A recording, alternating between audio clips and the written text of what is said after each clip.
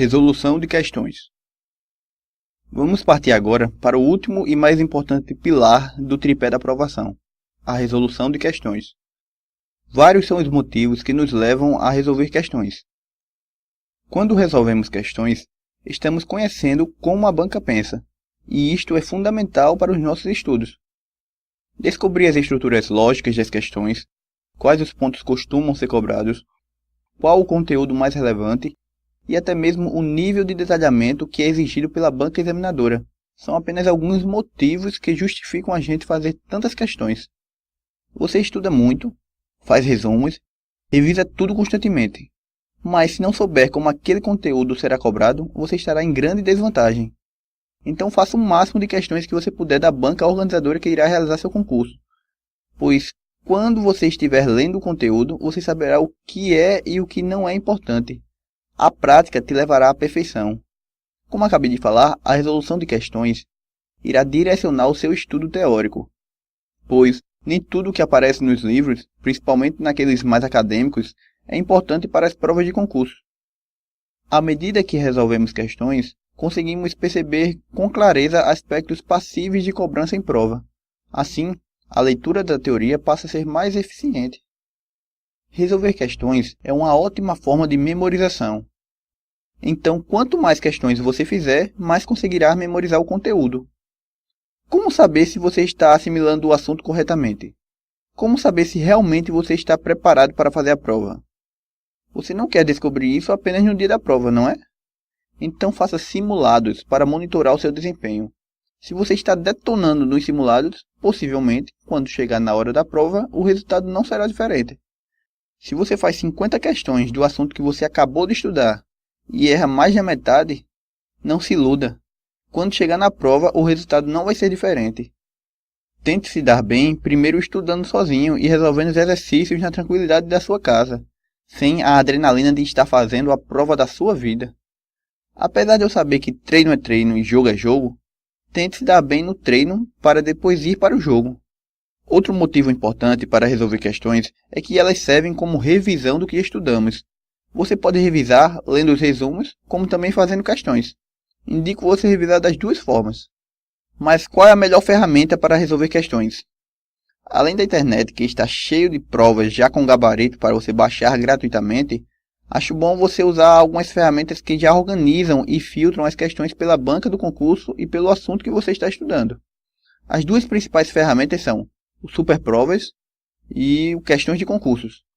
A diferença básica entre essas duas é que a primeira é offline e a segunda é online.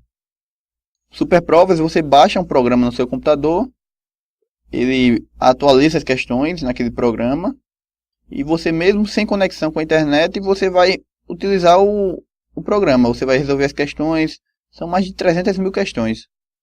Já o Questões de Concurso não, é um site que você faz o seu cadastro, paga uma mensalidade. Se você fizer o plano anual, você paga mais ou menos R$14, não sei, não lembro direito, mas é pouca coisa. Ou se você não fizer o cadastro, tem a opção gratuita de você resolver, se eu não me engano, são 10 questões todos os dias. Mas o ideal é que você faça o plano. E o Superprova, se eu não me engano, está R$60. São duas ferramentas que são baratas, mas ajudam muito a sua preparação. Eu já usei as duas são ótimas. Então acesse o site e escolha a que você achar melhor. www.superprovas.com ou www.questõesdeconcursos.com.br.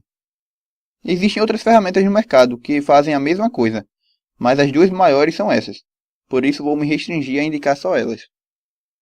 Você sabe a maneira correta de resolver uma questão quando está estudando para concurso? Não basta marcar a resposta correta. Você tem que saber corrigir as demais alternativas. Vou dar um exemplo. Na prova do TRT Primeira Região, foi uma prova da FCC em 2014, para o cargo de analista judiciário, tecnologia da informação. Dentre os direitos e garantias individuais e coletivos previstos na Constituição Federal, encontra-se: letra A garantia do mandado de segurança para a proteção do direito de ir e vir. Letra B, a garantia de não admissão nos processos das provas obtidas por meios ilícitos, salvo nos casos de guerra e atentado contra a ordem constitucional. Letra C, o livre exercício de qualquer trabalho, ofício ou profissão, independente de quaisquer exigências legais quanto à qualificação profissional. Letra D. A liberdade de associação para fins lícitos vedada de caráter paramilitar. Letra E. A garantia da concessão de extradição aos estrangeiros em casos de crimes políticos. Pronto. Vamos ver qual a resposta correta. A resposta correta é a letra D, que está no artigo 5º, inciso 17 da Constituição Federal. Por que a letra A está errada? Porque o que garante o direito de ir, vir e permanecer é o habeas corpus, e não o mandado de segurança. A letra B está errada porque não se admite no processo o uso de provas obtidas por meios ilícitos, não havendo a previsão daquela segunda parte, que ela diz, salvo nos casos de guerra, atentado contra a ordem constitucional, isso não existe. A letra C está errada porque não é independente de qualquer exigência. As profissões em diversos casos são regulamentadas e para o exercício delas há que se submeter a certos requisitos legais. A letra E está errada, pois a extradição se dá apenas em casos de crime comum. Pode se dar tanto nos casos de estrangeiro quanto no de brasileiro naturalizado, mas nunca no de brasileiro nato. Então pronto, vocês perceberam que é importante saber corrigir. No mercado dos concursos públicos, já existem muitas obras de questões resolvidas e comentadas. O que você fará quando estiver estudando é apenas comentar. Falar em voz alta, não precisa escrever. Então marque a questão certa e corrija as erradas. Desta forma, você estará revisando a matéria e estará fixando melhor o conteúdo das questões. Se você faz 50 questões sobre um assunto e não se dá bem, a solução não é fazer mais 50 questões, mas sim voltar para a teoria e estudar mais. Vamos recapitular o que a gente viu. A resolução de questões deve ser feita basicamente em dois momentos importantes. Primeiro, assim que você terminar de estudar determinado assunto.